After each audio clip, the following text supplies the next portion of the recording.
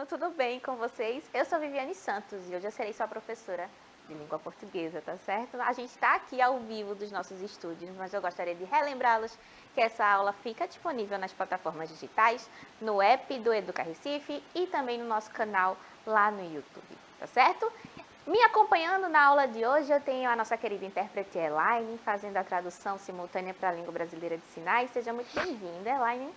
E também, aqui no estúdio com a gente tem a professora Adriana Maria, que vai fazer a comunicação com vocês aí no chat. Vamos dar um oi para ela? Olá, sétimo ano, estamos aqui aguardando vocês. Se conecta aí como a professora Viviane Santos falou para vocês agora. E essa é a maneira de estarmos nos comunicando, né? Conectados aqui. Então, espero vocês.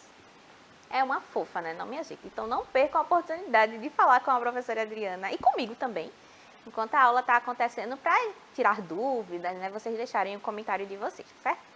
Vamos começar nossa aula? Nossa aula hoje é sobre o contexto da notícia. A gente já cansou de ver aqui sobre a estrutura da notícia, né? As partes que ela precisa ter, sobre como o texto precisa ser também objetivo, com pouca figura de linguagem ou nenhuma, o jornalista precisa se manter imparcial diante da notícia. Então, a gente já sabe mais ou menos quais são as características do gênero. Então, a gente vai pensar hoje numa coisa maior que a notícia, o seu contexto, por onde ela circula, onde ela está localizada, em que período. Então, será que essas questões afetam a notícia em si? Ou será que não? Será que a notícia está aquém dessa realidade? Bom, eu acho que afeta. E você aí em casa? Acha que sim, que não, talvez? Coloca lá no chat, tá certo? Bom, dando um spoiler sobre a resposta, afeta sim, claro, né, minha gente? Ó, toda notícia tem um contexto, a qual está implicitamente ligado. Ela precisa estar situada em um local para que faça sentido. Por exemplo, eu posso dizer que há pouco um tsunami aconteceu. Contudo, se eu não digo local, além de não informar o leitor, a notícia pode gerar um pânico generalizado em todas as cidades que são banhadas pelo mar. Então, além de questionar se a informação da notícia está completa, provavelmente nesse caso não, né, porque ela não informa o local, eu também preciso dizer em qual contexto isso aconteceu para que eu consiga enviar ajuda humanitária, para que as providências sejam tomadas rapidamente, para que consiga salvar o maior número de pessoas possíveis. Então, que contexto? Foi uma cidade mais rica, foi uma cidade mais pobre? Tudo isso vai influenciar em como a gente lida com os fatos em si, tá certo? Então, o contexto vai ser, sim, muito importante diante da notícia, diante da fabricação desse texto da notícia, certo? O local também dirá como se deve tratar determinadas notícias, pois cada cidade e país vem atrelada consigo processos culturais únicos. Então, por exemplo, se eu estou fazendo uma notícia no Japão e essa notícia vai precisar usar ou entender o repertório cultural do Japão. Já se eu trato a mesma notícia no Brasil, ela pode ser tratada de forma diferente, a linguagem pode ser diferente também, porque ela precisa se adequar a esse contexto, tá certo? Vamos ver um exemplo disso? Ó, por exemplo, um país que não é cristão, como a Índia, por exemplo, virá o Natal de forma diferente daqueles países que praticam cristianismo. Na Índia, o Natal é em homenagem a Krishna e não ao nascimento de Cristo. Vocês sabiam disso? O Natal existe, mas ele tem um enfoque diferente. Então, saber o repertório cultural é importante justamente porque eu vou fazer essa diferenciação e eu não vou ofender o costume e o povo daquela região, tá certo? Mesmo que haja algumas semelhanças, como, por exemplo, o feriado do Natal. O feriado existe, é celebrado, é comemorado com luzes e tal, com festa, mas ele não tem a mesma motivação. Curioso, né? Vamos seguir. Visto isso, é comum que as notícias sobre o Natal levem em consideração a mudança cultural de cada país. Oi.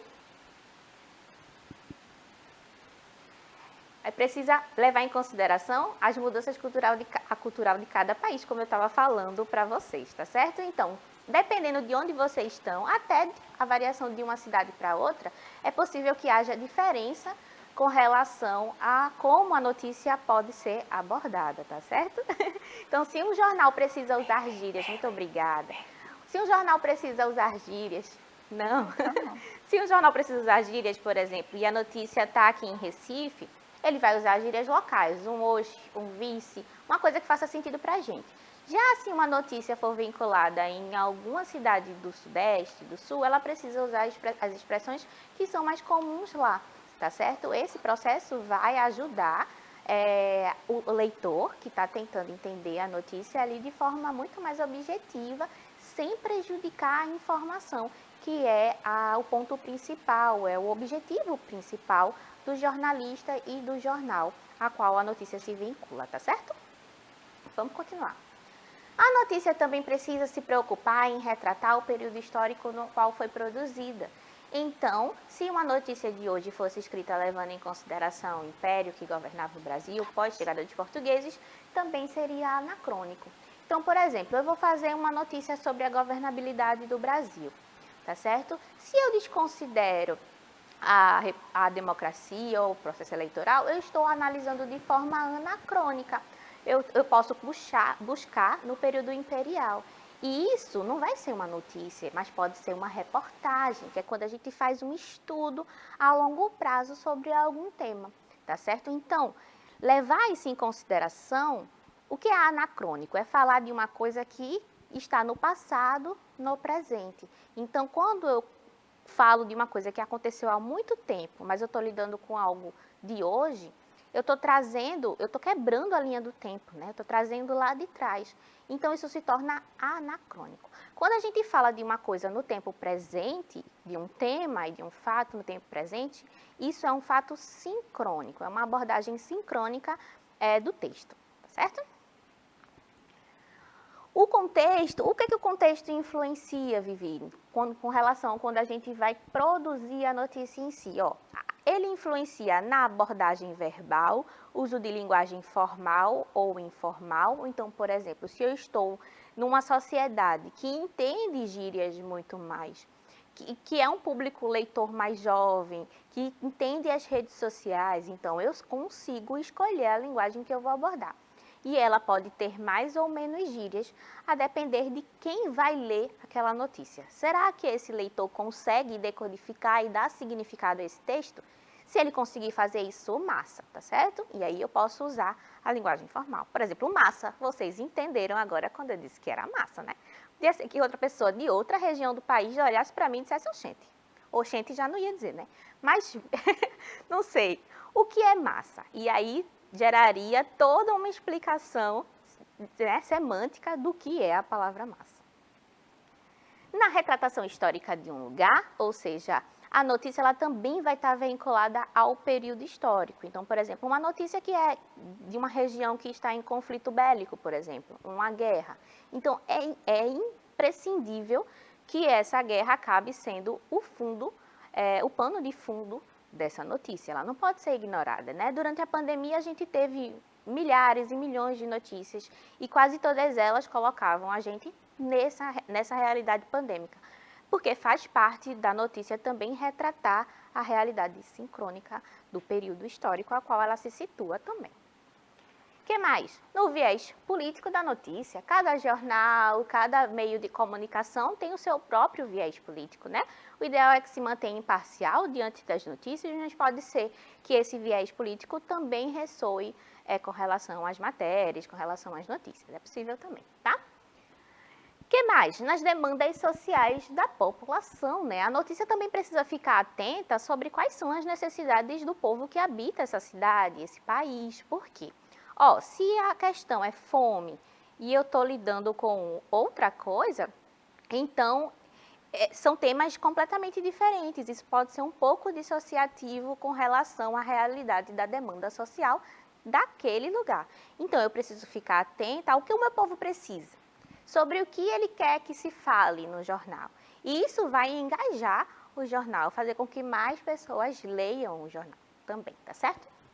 Nas demandas de saúde global, e um exemplo disso é o nosso estado pandêmico, né, que em breve parece que vamos sair da pandemia, vamos entrar em um estágio endêmico, que é quando é menos grave, tá certo? Mas isso também faz parte desse pano de fundo.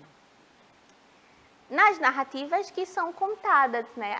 A gente tem, não é só porque um texto é jornalístico que não tem uma história sendo contada ali no pano de fundo, né? O jornal é um veículo muito plural. Então, a gente tem as notícias, a gente tem as matérias, a gente tem classificados, a gente tem crônicas, a gente tem artigo de opinião, carta ao leitor.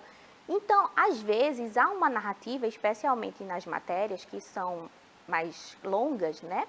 As reportagens, há uma narrativa sendo contada ali, que pode ser cronológica, que pode ser anacrônica, como eu estava falando. Então, isso aí também influencia na notícia, certo? A parcialidade do jornalista e a necessidade de comentar sobre esse viés mais histórico permite que a notícia amplie o seu formato já tão difundido. Eu falei com vocês em outra aula também da necessidade, eu ia pedir que fechasse. Eu falei com vocês na outra aula da necessidade que um jornalista tem em quando utiliza outras plataformas, como o podcast, como vídeos no YouTube, de adaptar o modelo e o formato da notícia, tá certo? Nem sempre a notícia vai poder ter aquele formato regularzinho do jornal, de manchete, subtítulo, lead e texto em si. Então, às vezes, vai ser necessário adaptar. Por exemplo, no podcast, como eu estava falando, que ao invés da manchete, a gente tem o título, o tema do jornal, tá certo? Então, vamos lá. Coloca a tela cheia, por favor, para a gente ler.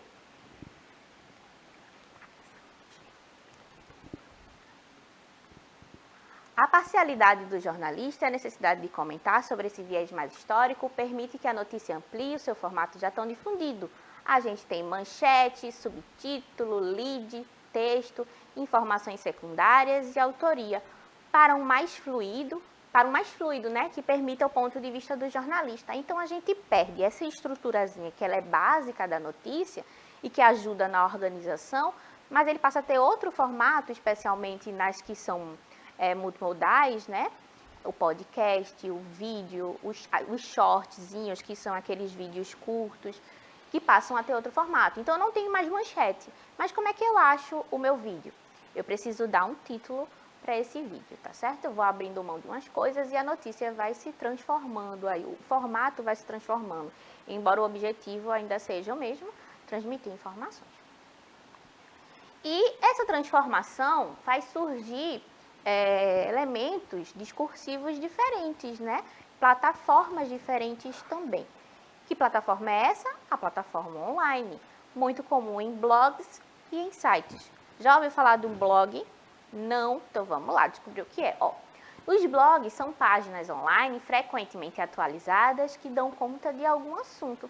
Podem ser diários pessoais, periódicos ou perfis de empresas que estabelecem um elo comunicativo com o leitor. Então, o blog é um ponto de vista muito mais pessoal sobre um determinado assunto ou sobre um texto que vai ser veiculado com alguém, com algum leitor que está ali naquela plataforma digital consumindo aquele conteúdo. Então, a pessoalidade, ou seja, o ponto de vista que o jornalista não pode ou não quer incutir em um texto jornalístico no jornal, vai muito bem ser aceita aqui, no blog, no site, em plataformas um pouco mais livres. Essas plataformas normalmente estão vinculadas à internet, tá certo? Onde cada um pode dar o seu pitaco, né? Tem tanta gente dando pitaco na internet que tem hora que a gente se perde toda, né? Nem sempre os pitacos são bons ou coerentes, mas tem outros que são também, né? Tem gente coerente em tudo quanto é canto. Então, seja um bom filtrador, faça uma boa curadoria das informações, dos sites e dos blogs que você lê e também dos comentários, minha gente, né? Porque é importante quando a gente consegue perceber bom senso também nos comentários, tá certo? Por exemplo, nós agora vivemos em um contexto pandêmico causado pela Covid.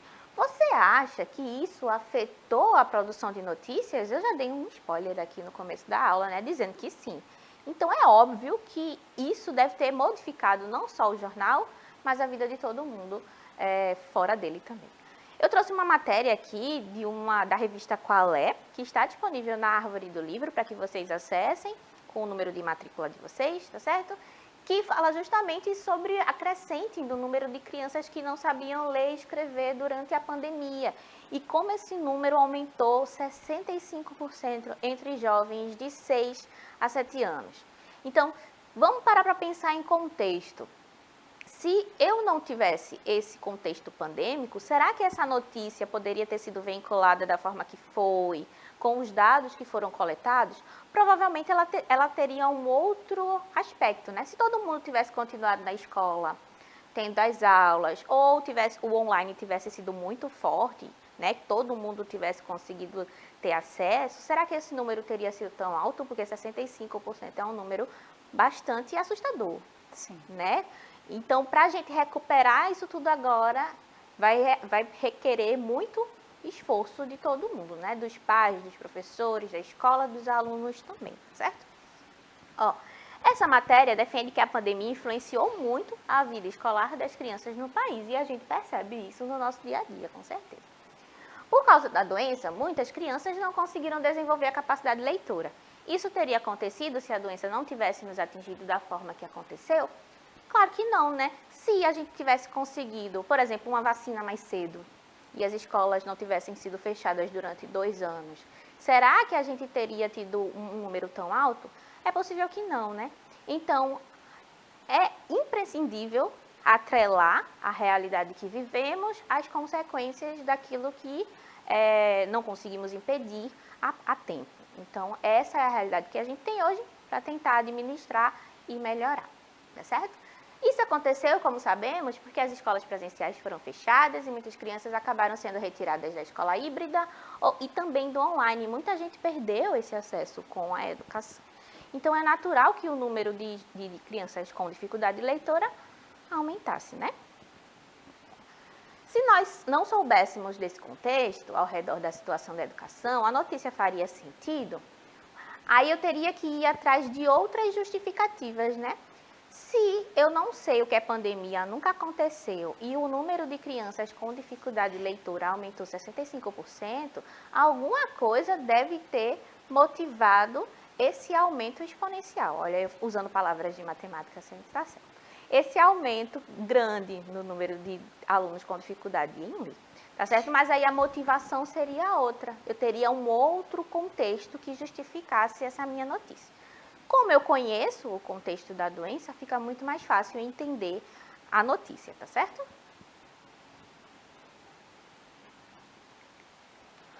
Ó, a revista Qual é, essa que eu trouxe para vocês, ela está disponível lá na árvore do livro. Vocês têm acesso também à árvore do livro, não só para buscar a revista, mas também para ter acesso a todos os livros que estão lá de graça, para que vocês utilizem, leiam e compartilhem as suas leituras com todo mundo, tá?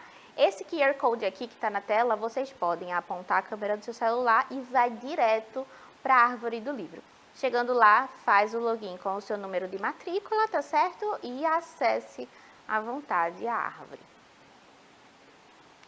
O contexto precisa contar uma história de pano de fundo para que a notícia seja compreendida. Então, esse é o principal objetivo do contexto. É contar uma história por trás para que essa notícia faça sentido em determinado ponto, em determinado lugar, para determinadas pessoas, tá certo? Ela não precisa fazer sentido globalmente, né? Nem todas as notícias que são publicadas em Recife fazem sentido se elas fossem publicadas na China, por exemplo. Mas para cá, no nosso contexto, elas fazem sentido, porque o contexto está explicadinho, a gente vive aqui, então a gente entende a nossa realidade. Por exemplo, a Semana de Arte Moderna, falando dessa anacronia, né, de coisas que foram passado e voltaram. Então, para eu entender uma matéria sobre a Semana de Arte Moderna, que aconteceu em 1922, eu preciso primeiro entender o que foi a Semana de Arte Moderna. Porque se eu ler simplesmente a notícia, pode ser que eu não entenda. E aí, muito desse percurso investigativo é feito pelo jornalista, quando ele está criando a reportagem, tá certo? Ele vai lá atrás buscar. olha, o que foi, quando aconteceram, quem foram os principais expoentes, que obras de arte definiram a Semana de Arte Moderna, onde elas podem ser visitadas, como é que o meu público leitor vai sair dessa matéria com muito mais conhecimento de quando entrou. Então, eu preciso pensar que pode ser que o meu público não saiba nada sobre o assunto. Então, eu vou investigar e eu vou criar uma narrativa, um pano de fundo, explicativo e também um relato, pode ser também, de como isso aconteceu, tá certo? Quando referenciar algum acontecimento histórico, é bom que a matéria da revista ou jornal faça um recorte sobre ele, né? A gente não pode explicar uma coisa sem mostrar o que ele foi, sem tentar explicar para o leitor o que ele foi. E essa notícia, ela faz exatamente isso. Ela também coloca um QR Code, ó, que vai dar acesso a um outro texto falando sobre a Semana de Arte Moderna. Mas no começo do texto ele já explica, ó, entre os dias 13 e 17 de fevereiro de 1922, o Teatro Municipal de São Paulo foi palco de um evento que revolucionou a cultura brasileira, a Semana de Arte Moderna. E aí começa a explicar o que foi, os grupos que fizeram parte, como ele impactou a nossa noção de arte até os dias de hoje, tá certo? Por exemplo, os dois quadros que são representações muito fortes da Semana de Arte Moderna, o Abaporu, da Tarsila do Amaral, e Tropical, da Anita Mafaldi. Então, aqui a gente tem uma noção visual, né? No primeiro quadro, a gente tem duas pessoas que estão sentadas no meio de um espaço aberto, muito verde, com cores muito fortes. Então, a gente tem um verde escuro muito forte, a gente tem corpos desproporcionais, né? Cabeças pequenas, pés muito grandes. Então, aqui a gente tem uma proporção avessa, não é o que normalmente a gente via na arte, especialmente a clássica. Então, a gente tem a quebra da expectativa do que seria a arte para a criação de um processo, de um ritual completamente brasileiro, ou seja, pegando a arte que era emprestada de outros locais, principalmente da Europa, dos Estados Unidos, e modificando para fazer o nosso estilo, para reivindicar o que é ser brasileiro, o que é a cultura daqui, tá certo? No segundo quadro, a gente também tem uma moça, aparentemente segurando frutas, né? Então, fazendo essa colheita das frutas. Ela está num que parece ser um milharal, um mato grande também, uma plantação. Então, a gente reivindica esse aspecto da nossa terra, que é muito agrícola, né? O Brasil é muito agrícola. O contexto, minha gente, nos ajuda a entender as demandas do movimento. Projeto estético e cultural que pregou a valorização da identidade nacional e a quebra com o modelo clássico e certinho das formas, como eu estava falando. Se a gente não entender o modelo clássico, se a gente não entender que o modernismo é a quebra com esse modelo, como é que a gente vai entender o movimento? Então, eu preciso entender que o Brasil estava tentando criar uma identidade e vem tentando fazer isso desde a chegada dos portugueses, né? Porque aconteceu tanta coisa, tanta mistura, e a gente ficou se perguntando o que é Brasil, o que é ser brasileiro.